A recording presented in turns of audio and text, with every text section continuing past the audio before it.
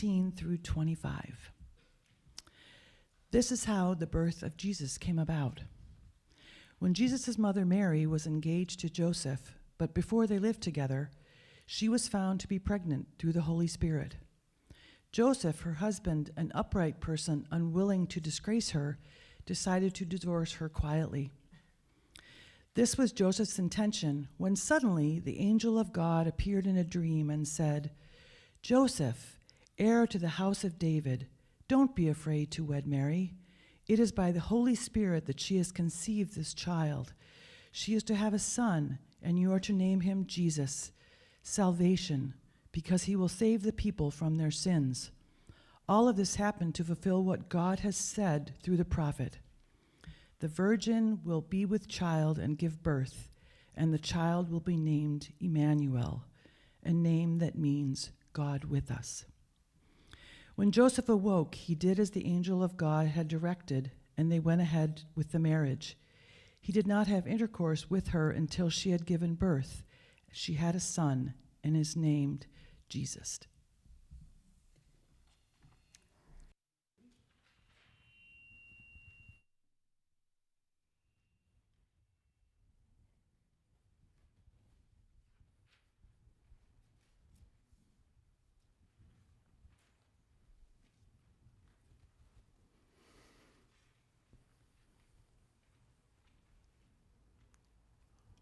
The body knows before the mind does.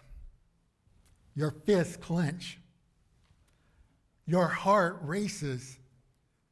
That tightness in your chest. That tightness when danger is coming.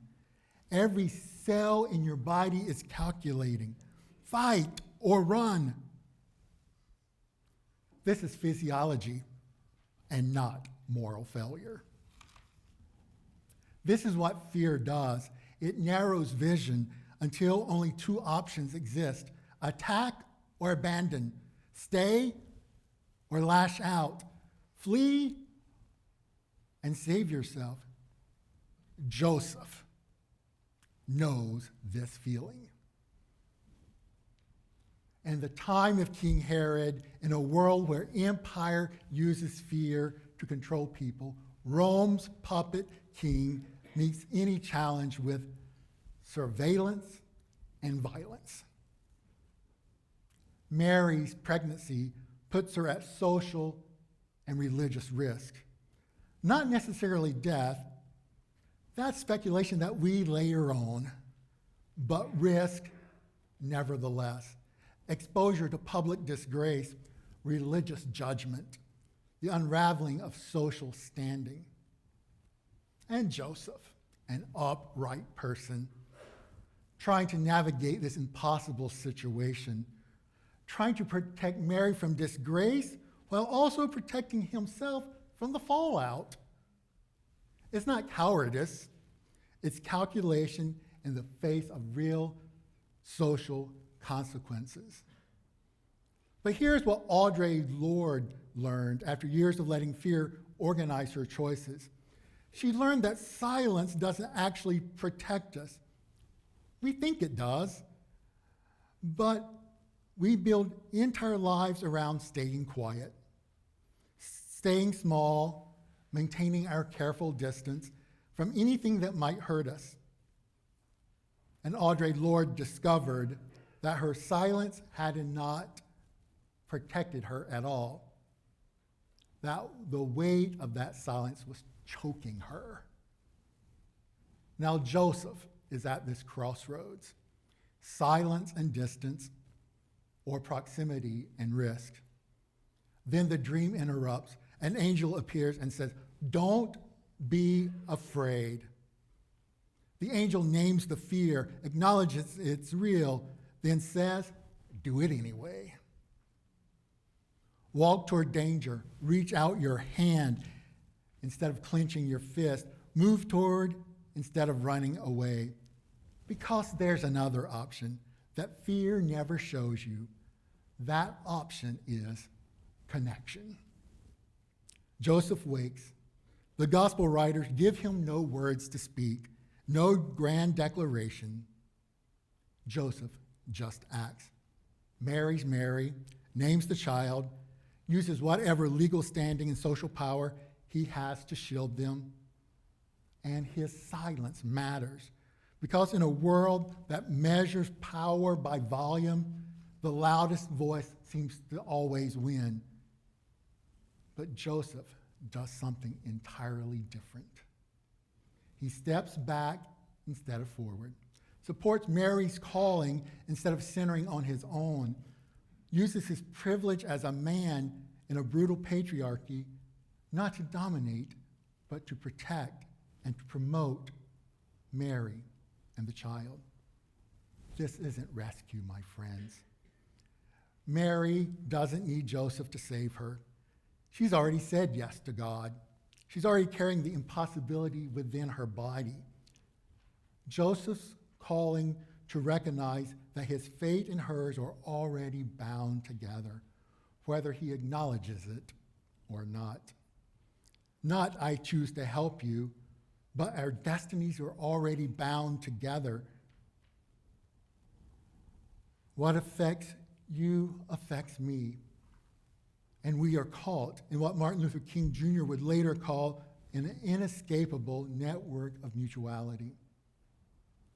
James Baldwin understood this bind. He wrote, "Love takes off the mask we fear, we cannot live without, and know we cannot live within."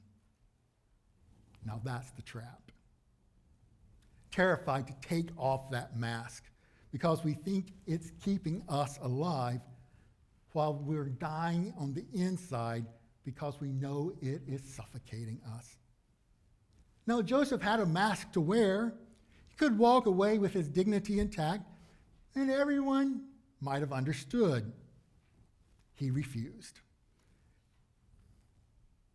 In northern Mozambique, communities living just above the self-subsistence are doing what Joseph did.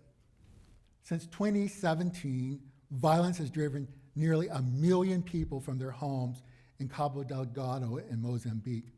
Most of these people fled with nothing, and when they arrived in other villages, exhausted and afraid, they found people who also had almost nothing. These host communities could have closed their doors, could have said, "We're barely surviving ourselves," could have calculated their odds and chosen self-protection. Instead, 70% of the displaced people don't live in camps, but in homes of strangers who are sharing their scant resources. Families living just above poverty, opening their doors, splitting meals that were already too small, making room where there was no room, binding their fates together when fear screamed, "You can't afford this." Beloved, this is what faithfulness looks like. It's what faithfulness looks like in the time of Herod and any time empire and fear seem to rule. Not people who have plenty giving from abundance, but people who have almost nothing reaching out their hands anyway. Audre Lorde also learned something else through her years of work. She wrote, "We have been socialized to respect fear more than our own needs, for language and definition, while we wait in silence for that final luxury of fearlessness. The weight of that silence will choke us." I know that fear sometimes pretends to be wisdom, the smart voice, the reasonable choice.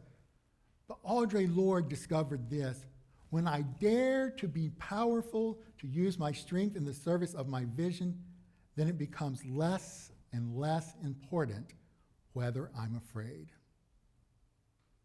Not I become afraid, but my fear stops organizing everything. Joseph found that space between dreaming and waking. Those families in Mozambique found it when strangers showed up at their door. Anyone who chooses connection over isolation finds it. The fear stays real as ever, but something else takes over: love, solidarity, the bone-deep knowing that we actually belong to one another. And that knowing makes us powerful, not empire powerful with weapons and walls, but a village, a community sharing what it doesn't have. That type of powerful. Powerful enough to say, I won't let you face this all alone. This child will be called Emmanuel, God with us. Not above us, safe and distant, not in spite of us, but with us. Which means God is bound up in flesh, dependent upon human hands like ours, needing Joseph to wake up and say yes, needing those Mozambican families to open their doors, needing bodies willing to shield the vulnerable from Herod's violence. This is incarnation. Incarnation isn't God swooping in to fix everything. It's God trusting us not to turn away from each other. Right now, in our own time of Herod, fear is being deployed as a weapon. Families torn apart, resources stripped, threats issued like routine weather. We're not being asked to be unafraid. We're being asked to act anyway. To move closer when instinct says run, to reach out our shaking hands, to bind our fates with one another when every survival instinct screams separation. Not because it's safe, but because that is where God is. Someone near you is carrying something sacred and heavy, quietly at risk.